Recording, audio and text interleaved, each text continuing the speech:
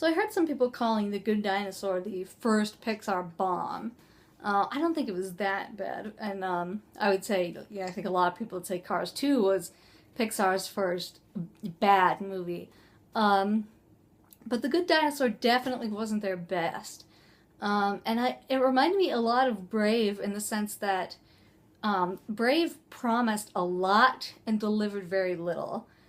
You watch the trailers for Brave and it looks exciting and adventurous, and here's this headstrong princess going on an adventure through her kingdom to discover who she is and possibly get herself into trouble and discover who she is and maybe save her kingdom. And you actually watch the movie and it's not that grand and it doesn't have that epic sense of adventure to it. Good Dinosaur was very similar. The big gimmick of the trailers was, what if the asteroid that killed off the dinosaurs never hit the planet and humans and dinosaurs are now living together? But so I kind of assumed but I assumed that the movie was going to be about humans and dinosaurs living together, and this lone main character was going to step in and change something about maybe something about the status quo of humans and dinosaurs living together wasn't good, and our main character was going to come in and solve things. And there's really only one dinosaur and one kid for the majority of the movie, and that it was a letdown. It was a disappointment, and it was kind of like a road movie because it's just these two characters stuck together trying to find their way back home. I guess this idea of humans and dinosaurs living together is so clever, and I thought, there are so many things that Pixar can do with this, so many different ways they can run with it. You think of the Flintstones, and the Flintstones was so cheesy, and so like every dinosaur was a prop or a tool. Every time you saw a dinosaur in the show, it was a joke. But I thought, Pixar can do so many things. Like, what if? Like, think about how clever they got in A Bug's Life and Monsters, Inc. They built these worlds that these creatures inhabited that felt so believable and so, full because they had so many things going on in them. This world is really empty. There's not much going on in the world of The Good Dinosaur. There aren't even that many dinosaurs. I think you see maybe 4 different kinds of dinosaurs throughout the whole movie, and usually not at the same time, and it's frustrating. It's like, I want to see what Earth would look like today if the species that are on the planet just suddenly included dinosaurs. And so I was just really disappointed in that. And the other thing that really disappointed me was the humans in the movie are still at like caveman level intelligence. And it's not like this is humans and dinosaurs right after the asteroid would have hit. It's humans and dinosaurs millions of years later.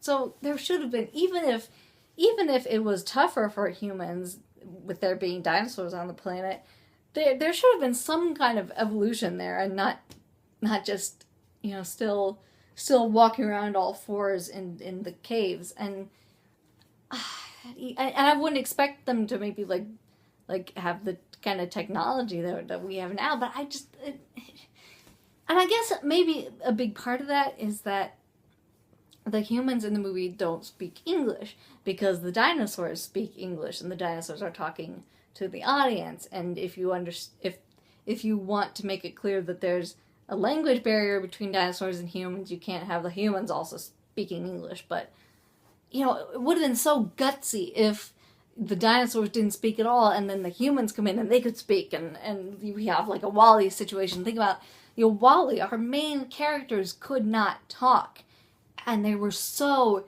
expressive and so relatable and so human.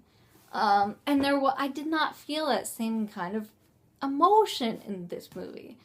I will say the one thing that this movie did extraordinarily well was the graphics.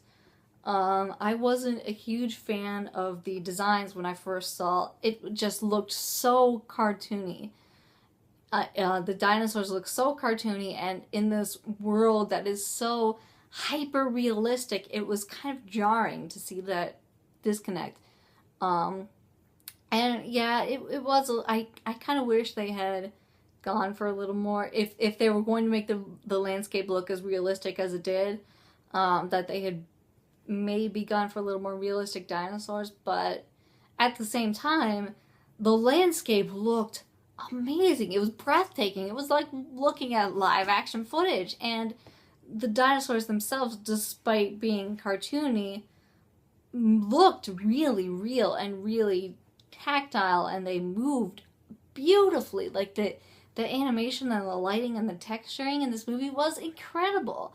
And you know, I hate to rave so much about the appearance, but if nothing else, this movie shows just how far computer generation has come since Toy Story. You know, go back and look at Toy Story and compare it to Good Dinosaur, and it's light years ahead in terms of the graphics, but in terms of the story, not so much. And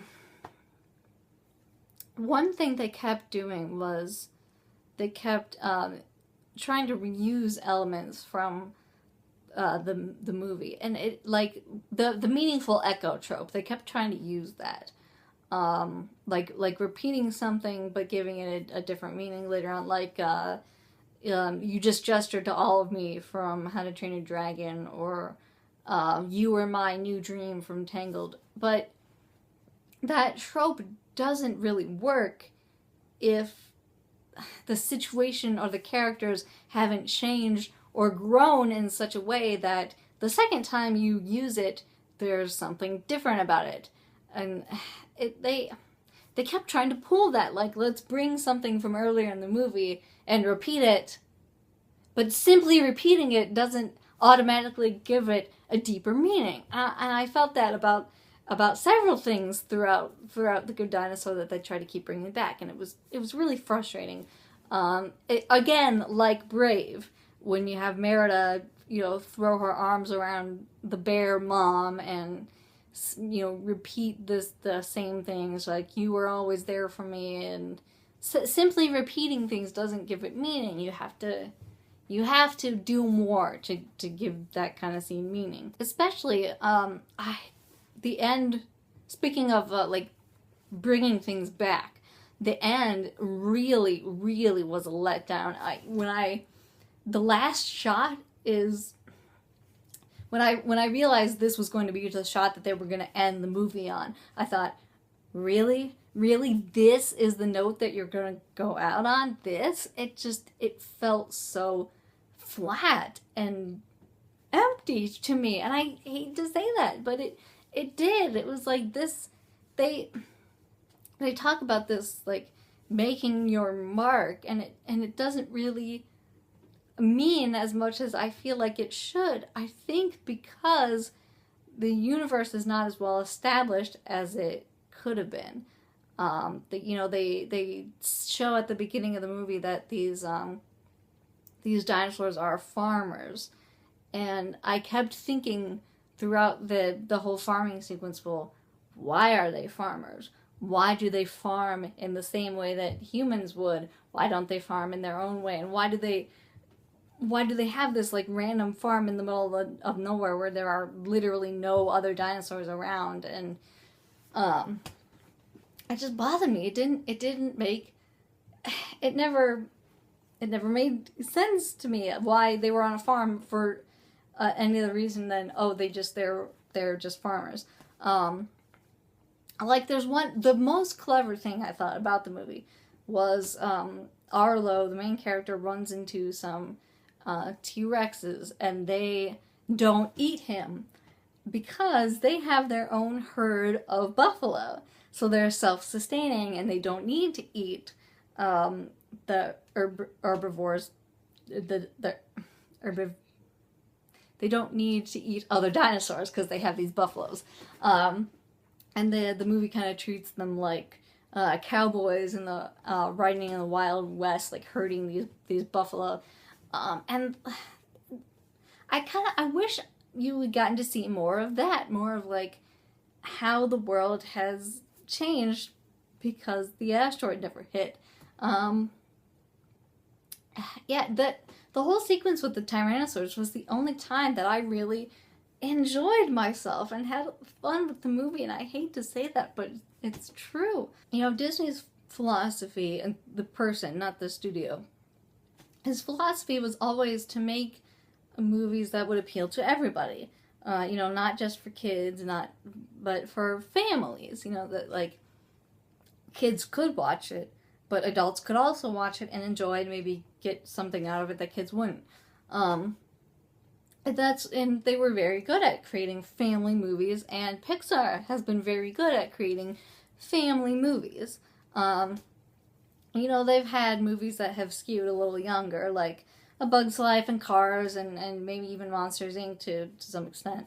And they've had movies that have skewed a little bit more adult, like definitely WALL-E. It's probably the most adult skewing movie they've ever made. But this was The Good Dinosaur is the first time that I ever saw a Pixar movie where I felt like I was watching a movie that had been made for children. And I don't mean that in a bad sense, but it didn't have that kind of like all audiences can get a lot out of this, and I hate to say that. I noticed in the end that the movie was directed by Peter Sohn, who hasn't directed a Pixar movie yet, and I've noticed, you know, they're trying to get new directors in, and I think that's great. I think they need to explore new talent, and you know, Lasseter's spending a lot of time at Disney.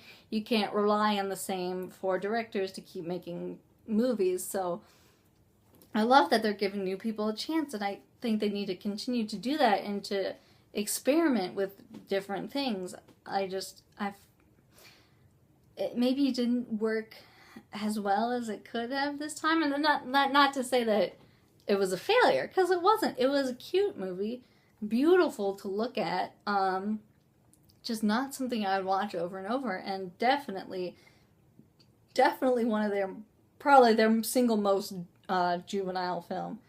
And I say that with love. I say that in the best possible way.